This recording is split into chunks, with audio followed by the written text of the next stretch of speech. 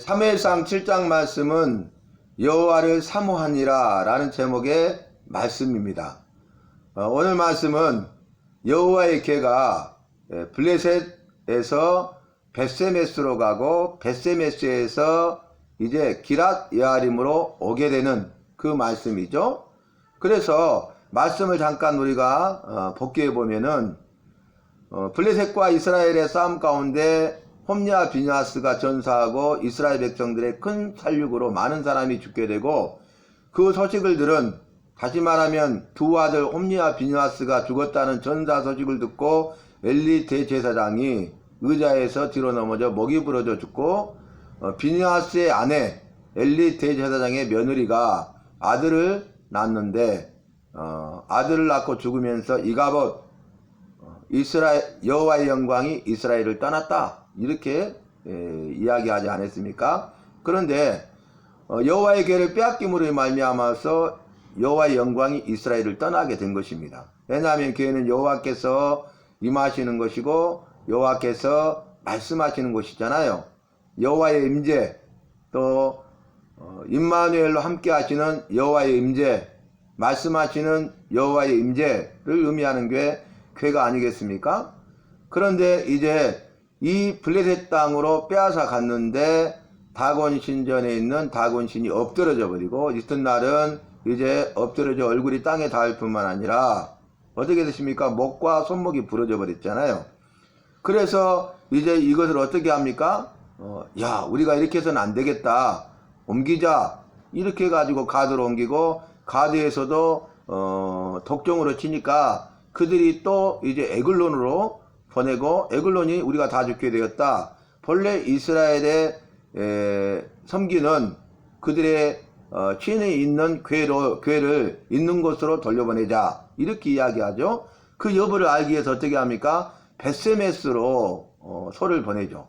새 수레를 만들어서 젖나는 두 소, 다시 말하면 암소죠.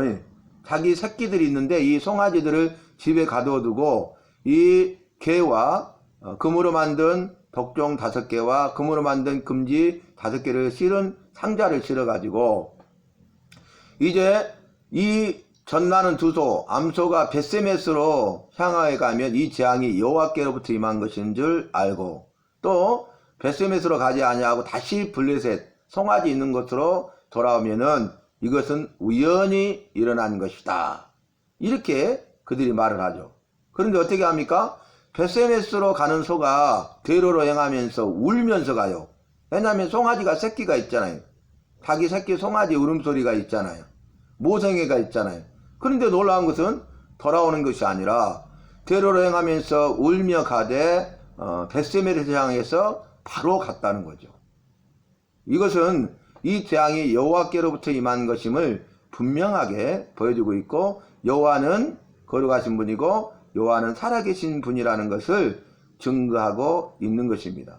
그런데 벳세메스 사람들이 어떻게 합니까? 번제를 드리는데 수소로 드리지 아니하고 그 벳세메스로 향하여 온 블레셋 사람이 보낸 그 암소 2마리를 잡아서 번제를 드려요. 여호와의 말씀과 방법대로 뜻대로 번제의 제사를 드리지 않은 거죠. 다른 제사를 드렸죠.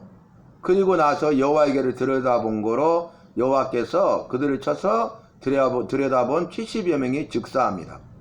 그래서 결국 벳세메스 사람들이 이제 기랏 여아림 사람들에게 이 궤를 가져가라, 이렇게 말을 하고, 오늘 드디어 7장 1절로 2절 본문 말씀이 시작됩니다.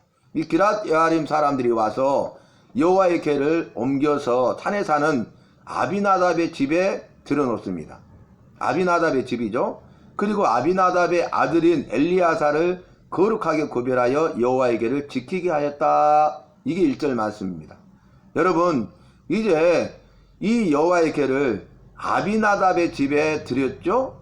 그리고 그의 아들 엘리야사를 여호와의 궤를 지키게 했는데 수식어가 뭡니까? 엘리야사를 거룩하게 구별했다는 거예요. 여러분, 거룩하신 여호와를 섬기기 위해서는 거룩하게 구별된 삶을 살아야 됩니다.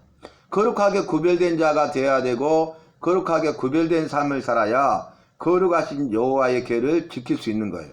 왜냐하면 여호와에게는 여호와께서 임하시는 곳이기 때문에 여호와는 거룩하신 분이시기 때문에 그렇습니다. 그래서 우리가 이미 말씀을 살폈던 것처럼 내기의 핵심이 뭡니까? 거룩이죠. 내가 거룩하니 너희도 거룩할지어다 이렇게 말씀하셨어요. 그래서 제사를 통해서 거룩하게 되고 거룩한 친백성의 삶을 살게 되는 것입니다. 여러분, 제사를 통해서 우리를 거룩하게 하세요. 우리가 여호와의 말씀에 순종하여 제사의 종류와 제사의 방법에 따라서 우리가 말씀에 순종하여 제사를 드리는 삶을 살아갈 때에 그 제사의 삶을 통해서 순종의 삶을 통해서 우리가 거룩하게 된다는 것이죠. 그리고 거룩한 친백성의 삶을 살 수 있습니다. 여호와께서는 택한 이스라엘 백성을 거룩한 친백성 삼으셨어요. 예수 믿는 우리를, 예수 믿는 나를 거룩한 친백성 삼으셨어요. 그러면서 믿는 우리에게, 믿는 나에게 내가 거룩하니 너희도 거룩할지어다 이렇게 말씀하신 것입니다. 그래서 구약시대에 제사를 통해서 순종하는 법을 배우고 그 순종의 삶을 통하여서 우리가 거룩하게 되고 거룩한 삶을 살게 되는 것이죠. 오늘 아비나답의 아들 엘리야사를 거룩하게 구별했다는 거예요. 왜요? 여호와의 계를 지키도록 여호와를 섬기는 일을 하도록 하기 위해서 거룩하게 구별했다는 것입니다. 여러분, 신약성경에서는 우리가 거룩하게 되는 방법이 있죠. 그게 뭡니까? 너희가 말씀과 기도로 거룩하여짐이라 이렇게 말씀하셨어요. 그러니까 말씀의 삶을 통해서 기도의 삶을 통해서 우리가 거룩해지고 거룩한 사람이 되고 거룩한 삶을 살 수 있고 그렇게 되어야 우리가 여호와를 섬길 수 있다라는 말씀이 되겠습니다. 우리가 말씀과 기도의 삶이 없이 거룩해지지 아니하고 여호와를 섬길 수가 없다는 거예요. 여호와를 섬긴다는 것은 어불성설이죠. 있을 수 없는 일이다.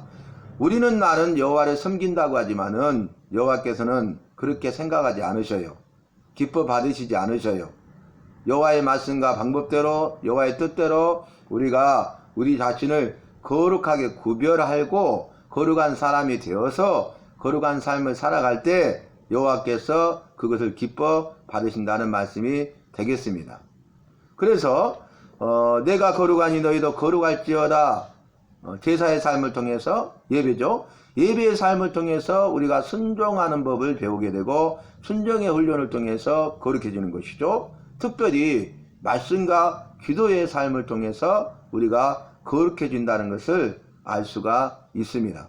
그런데 우리가 말씀을 읽지 아니하고 약속의 말씀을 붙들고 기도하지 아니하면 우리가 아무리 여호와께 예배를 드려도 여호와께서는 그 예배를 받지 않으신다라는 말씀이 되겠습니다. 그리고 2절 말씀 보면 궤가 여호와의 궤죠. 이 궤가 기랏 여아림에 들어간 날부터 20년 동안 오래 있은지라. 지금 기랏 여아림에 궤가 들어갔는데 이 들어간 궤가요 20년 동안 그곳에 있게 돼요. 어디 있게 되겠습니까? 기랏 여아림의 산에 있는 아비나답의 집에 이 여호와의 궤가 있게 된 것입니다. 그리고 마지막에 이스라엘 온 족속이 여호와를 사모하니라 그랬어요. 왜 여호와를 사모해요? 여호와의 궤를 뺏겨 버렸잖아요. 여호와의 궤가 없잖아요. 다시 말하면 여호와께서 함께하지 않으셔요. 여호와께서 말씀하지 않으셔요. 그러니까 이들은 궤를 빼앗기고 그 궤가 기랏 여아림에 들어간 날부터 20년 동안 그들에게는 여호와께서 함께하지 아니하시고 여호와께서 말씀하지 않으셨다는 거예요. 그러니까 이스라엘 족속이 여호와를 사모하니라 라고 말하고 있습니다. 여러분, 이가봇 여호와의 영광이 떠나면 모든 게 끝나버린 것이죠. 이게 가장 무서운 형벌입니다. 너 나하고 상관없어. 그래, 네 마음대로 살아봐. 이게 가장 무서운 거죠. 그러니까 여호와께서 우리를 나를 내버려 두신다는 것이 가장 큰 형벌이에요. 그냥 내버려 두신 거죠. 죄악 가운데 내버려 두시는 거예요. 죄를 범하고 죄에 대해서 회개치 아니하고 회개하라고 촉구해도 끝까지 듣지 아니하고 불순종해서 끝까지 회개치 않는 자들은 그들을 그 죄 가운데 내버려 두사 이렇게 말씀하고 있지 않습니까? 그러면 모든 것은 끝나버린 것이죠. 죄 가운데 내버려 두시면 죄만 짓고 살다가 죄로 말미암아 죽고 죽음 이외에는 지옥 형벌의 무서운 형벌과 심판이 기다리고 있지 않습니까? 결과는 이미 정해진 것이죠. 그러나 내버려 두지 아니하시고 죄를 회개하기를 촉구하신다는 것은 우리를 향하신, 나를 향하신 여호와의 사랑이요 여호와의 은혜인 것입니다. 그래서 우리가 그 말씀을 생각할 수 있죠. 예를 들어서 채찍질 하지 아니하면 그는 참 아들이 아니요 사생자라 그랬어요. 참 아들이기 때문에 채찍질 해서라도 그 죄로부터 돌이켜서 바르게 의로운 삶을 살도록 하는 것입니다. 의로운 삶을 살게 하는 것입니다. 그래서 우리가 여호와가 계시지 아니하다, 여호와의 말씀이 없다, 그러면 안 돼요. 즉시 회개하고 돌이켜서 여호와가 우리와 나와 함께 하시고 여호와께서 말씀하시고 여호와께서 하신 말씀을 종이 듣겠나이다. 그 말씀대로 믿음을 가지고 순종하는 삶을 살아야 되겠습니다. 그래서 결국 오늘 기록된 말씀처럼 기럇 예아림의 아비나답의 집에 20년 동안 그가 머물러 있고 그 세월이 지난 후에 왕정 시대가 시작되고 초대 왕 사울이 아니라 두 번째 왕 다윗이 왕이 되어서 왕이 되니까 이 아비나답의 집에 있는 여호와의 궤를 운반해 옵니다. 그래서 1차 운반에는 실패하지만 2차 운반에 성공함으로써 이 여호와의 궤를 예루살렘에 운반해서 다윗의 장막에 안치하고 그로 말미암아서 이스라엘 가운데 여호와의 궤가 다시 돌아왔죠. 그래서 회복이라는 단어를 쓸 수가 있겠습니다. 여호와의 궤가 돌아오므로 여호와께서 함께 하셔요. 여호와께서 이제 말씀하셔요. 그래서 그들의 신앙이 회복되고 그들의 신앙이 회복되니까 삶이 회복되는 것을 볼 수 있습니다. 우리도 마찬가지.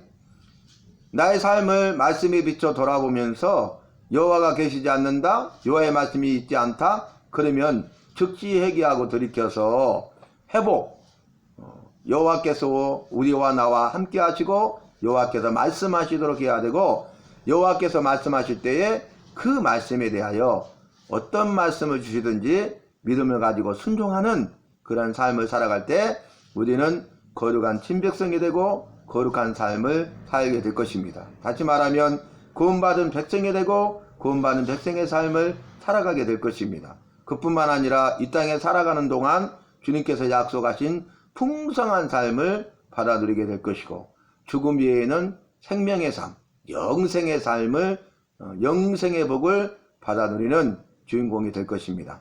다시 말씀을 정리하면은 여호와가 함께 하시고 여호와께서 말씀하시도록 그리고 여호와께서 말씀하시면은 그 말씀에 대해서 믿음으로 순종하는 우리 모두가 되어야 하겠습니다.